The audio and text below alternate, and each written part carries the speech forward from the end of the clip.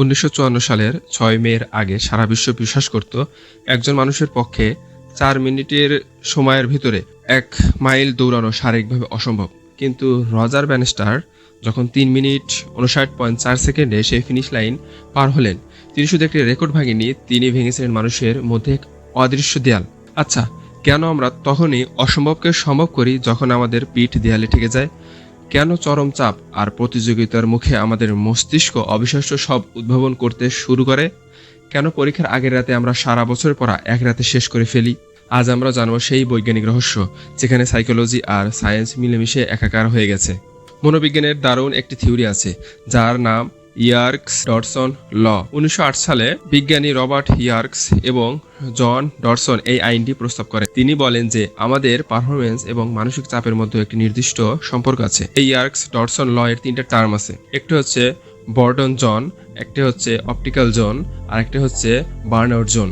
আমরা প্রথমে আসি বর্ডন জোন। এই বর্ডন জোনটা কি?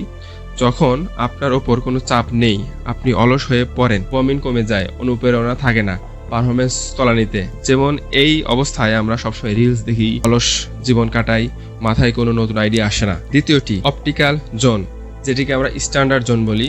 যেখানে একটু চাপ বা চ্যালেঞ্জ আসে তখনই ঘটে আসল ম্যাজিক। এই মাঝারি চাপ আমাদের ফোকাস আর সৃজনশীলতাকে তুঙ্গে নিয়ে যায়। কর্টিসল এবং ডোপামিনের সঠিক ভারসাম্য তৈরি হয়, যা আমাদের সেরাটা দিতে সাহায্য করে। পরীক্ষার আগের রাতের পড়াশোনার সেরা উদাহরণ।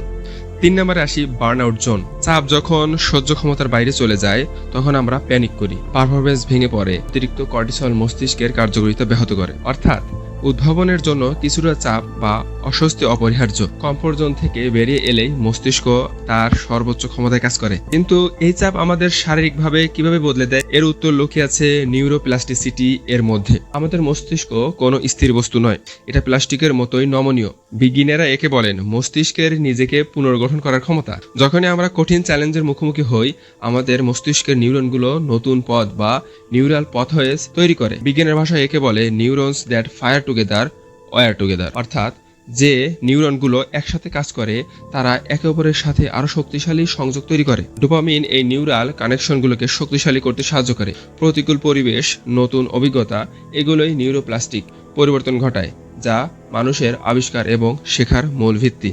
ইতিহাসের দিকে তাকালে এর বড় বড় প্রমাণ পাওয়া যায়। 1960 এর দশকের স্পেস রেস বা মহাকাশ প্রতিযোগিতার কথা ভাবুন। আমেরিকা আর সোভিয়েত ইউনিয়নের মধ্যে একটি তীব্র লড়াই না থাকলে হয়তো আমরা আজ চাঁদে পা রাখতে পারতাম না। জন এফ কেনেডি আমরা এই দশকে চাঁদে মানুষ পাঠাবো, এই উক্তিটি পুরো জাতিকে এক অসম্ভব লক্ষ্যের দিকে ঠেলে দিয়েছিল। এই রাজনৈতিক চাপ কয়েক দশকের প্রযুক্তিগত উন্নতি মাত্র কয়েক বছরে সম্পন্ন করেছিল। সেই রজার ব্যানিস্টার যখন 4 মিনিটের দেয়াল ভাঙলেন, তার ঠিক 46 দিন পরেই আরেকজন দৌড়বিদ সেই রেকর্ড ভেঙে ফেললেন। 1 বছরের মধ্যে আরও অনেকে এটি করতে সক্ষম হন। একে বলা হয় দ্য ব্যানিস্টার ইফেক্ট। যখন একজন মানুষ তার লিমিট পুশ করে, তখন সে আসলে বাকি সবার মনের বিশ্বাসকে বদলে দেয়। এটি প্রমাণ করে যে অনেক সময় আমাদের সীমাবদ্ধতাগুলো শারীরিক নয়, বরং মানসিক। টমাস অ্যালভা এডিসন 1000 বছর ব্যর্থ হয়েছিল বৈদ্যুতিক বাল্ব আবিষ্কারের সময়। তার বিখ্যাত উক্তি, আমি ব্যর্থ হইনি, আমি কেবল 10,000টি উপায় খুঁজে পেয়েছি যা কাজ করে না। এই অদম্য জেদ, ব্যর্থতাকে শেখার সুযোগ হিসেবে দেখার মানসিকতা, এটি নিউরোপ্লাস্টিসিটির এক দারুণ উদাহরণ। প্রতিটি ব্যর্থতা তাকে নতুন করে ভাবতে শিখেছে, তার মস্তিষ্কে নতুন নিউরাল পাথওয়ে তৈরি হয়েছে। পোলগার সিস্টারদের গল্প একই কথা বলে। হাঙ্গেরির মনোবিজ্ঞানী লাসলো পোলগার বিশ্বাস করতেন প্রতিভা জন্মগত নয়, বরং তৈরি করা যায়। তিনি তার 3 মেয়েকে ছোটবেলা থেকেই দাবা খেলার জন্য এমন এক পরিবেশে বড় করেন যেখানে তারা শুধু দাবা নিয়েই থাকত। ফলাফল 3 বোনই দাবায় বিশ্বসেরা গ্র্যান্ডমাস্টার হন। এটি প্রমাণ করে যে সঠিক পরিবেশ, তীব্র অনুশীলন, একটি গ্রোথ মাইন্ডসেট থাকলে যে কোনো মানুষ তার সীমাবদ্ধতা ভেঙে অসাধারণ কিছু অর্জন করতে পারে। তাহলে এইসব বৈজ্ঞানিক ব্যাখ্যা আর ঐতিহাসিক উদাহরণ থেকে আমরা কি শিখলাম?